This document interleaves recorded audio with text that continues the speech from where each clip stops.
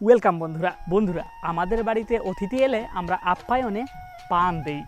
পান দেওয়ার পরে তার সাথে সুখ দুঃখের কথা বলি। শুনেছি খেলে পান নাকি বাড়ে টান। এই পান নিয়ে আছে কত না জানি গান। সেই গানের একটা কলি হচ্ছে পান নিয়ে এত কথা বলছি। এর কারণ হচ্ছে আজকের আমার এই ভিডিওর পুরো আয়োজন এই পানকে ঘিরে। তাহলে চলুন আপনাদেরকে মিষ্টি পান খাইয়ে শুরু করা যাক আজকের আমার ভিডিও।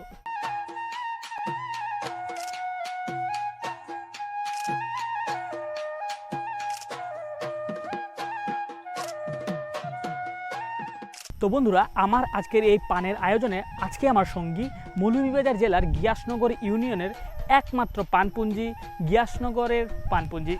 আমার আজকের এই পানপুঞ্জির আয়োজনে পুরো দৃশ্য থাকবে মৌলভী চা বাগানের গিয়াসনগর ইউনিয়নের এই পানপুঞ্জিকে ঘিরে। এখানকার পান চাষিদের জীবনের লাইফস্টাইল, চলাফেরা এবং অন্যান্য সব বিষয় তুলে ধরবো আজকের এই ভিডিওতে। পুঞ্জির ঘরবাড়িগুলো দেখতে খুবই সুন্দর হয়। আগে পুঞ্জিতে মাচা দিয়ে ঘরবাড়ি তৈরি করা হতো। কালের বিবর্তনে এখন সবাই উন্নতি করেছে। মাটি বা টিনের দেয়াল কাঠামোতে তৈরি করা এই ঘরগুলো দেখে চোখের প্রশান্তি বয়ে আনে। তবে পুঞ্জির ঘরগুলো সর্বদাই পাহাড়ের উঁচুতে হয়ে থাকে। লম্বা সিঁড়ি বেয়ে নিচ থেকে সবকিছু সংগ্রহ করে তারা। পানপুঞ্জিতে পান হচ্ছে প্রধান ফসল। এখানকার প্রতিটি গাছেই পানের চারা লাগানো আছে।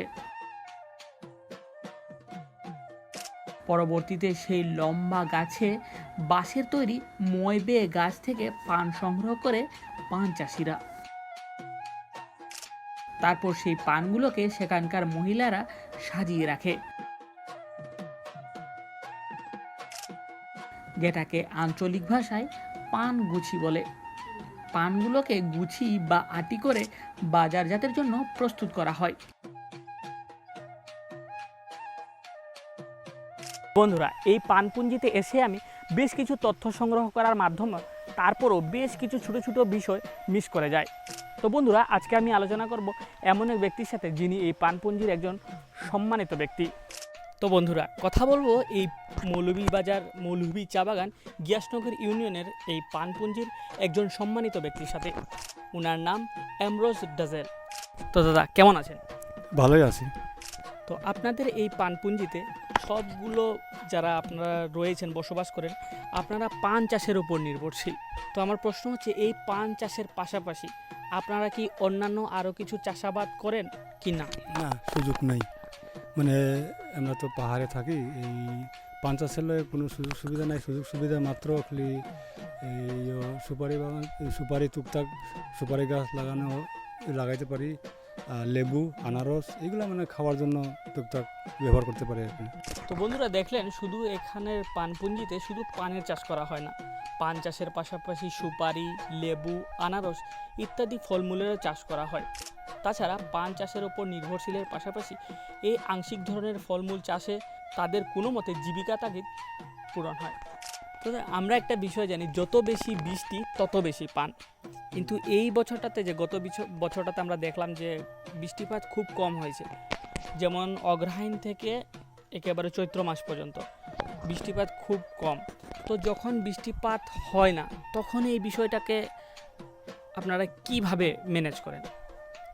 এই যে যখন বৃষ্টি থামিয়া যায়, মানে অগ্রহায়ণ পৌষ মাস থেকে একবারে টানা 4-5 মাস, এই সময় আমরা পান থাকে না, আর পানির সমস্যা, কোনো পানির সুযোগ সুবিধা নাই। এই সময় আমরা ওই যে হাঁস মুরগি পালি আর গরু ছাগল পালি, ওইটা দিয়েই নিয়ে আমরা ওই শর্ট সময়ে, মনে করো অভাব সময়ে এইগুলো বিক্রি করিয়া মানে আপাতত খালি যানবাহন করে সংসার চালায়। তো বন্ধুরা, পান চাষের পাশাপাশি এখানকার বাসিন্দারা হাঁস মুরগিরও পালন করে থাকেন। এইটা বিক্রি করে তাদের কোনো মতে সংসার চলে। এইটা হয় বেশিরভাগ অগ্রহায়ণ থেকে চৈত্র মাসের কাছাকাছি, যখন গাছে পান থাকে না। এই অভাবটুকু সময়ে কোনো রকম ম্যানেজ করে তাদের পরিবারটুকু চালায়। তো দাদার কাছে আমার 3 নম্বর প্রশ্ন। একটা সময় থাকে পানের সিজন পান, বলা হয় যে সব ফসলের একটা সিজন থাকে, যে এই সময়টায় ফসলটা ভালো হয়। আপনাদের এই সময়টার মানে এই সিজনটা কখন? এই সিজনটা মনে করো এই মার্চ থেকে মে, জুন, জুলাই, 3-4 মাস মানে আমরা একটু বেশি পাই। তার মানে এই যে জুন জুলাই, তার মানে বর্তমান সিজনটা, বর্তমান মাসটা খুব ভালো হয়। তাহলে আপনি যদি একটু আমাদেরকে অনুমানিক মানে একটু একটা আংশিক ধারণা দিতেন যে মানে কতটা, একটা সংখ্যা বলতেন কতটা পানের উৎপাদন করে থাকেন। মনে করো দৈনিক এই মে জুন জুলাই এই 3-4 মাসে আমরা দৈনিক মানে 2 থেকে এই 2 কুড়ি বা 1.5 কুড়ি এরকম পাই। তো বন্ধুরা, পানের যখন ভরপুর মৌসুম থাকে ঠিক এই মৌসুমে 1.5 থেকে 2 কুড়ি দৈনিক পান উৎপাদন করে এখানকার পান চাষিরা। তো দাদা, সব থেকে খুব ভালো লাগলো আপনার সাথে কথা বলে। আমি ভগবানের কাছে প্রার্থনা করি, উপরওয়ালার কাছে প্রার্থনা করি এবার ভালো বৃষ্টিপাত হয়, আপনারা ভালো পান চাষ করেন, আপনাদের পান চাষের মাধ্যমে যেন আমাদের বাংলাদেশের অর্থনীতিতে কিছুটা হলেও অবদান রাখে। ধন্যবাদ আপনাকে। ধন্যবাদ। তো বন্ধুরা, পুঞ্জির মানুষজন কিন্তু খুবই পাখি প্রিয় এবং সাথে অতিথিপরায়ণ তো আছেই।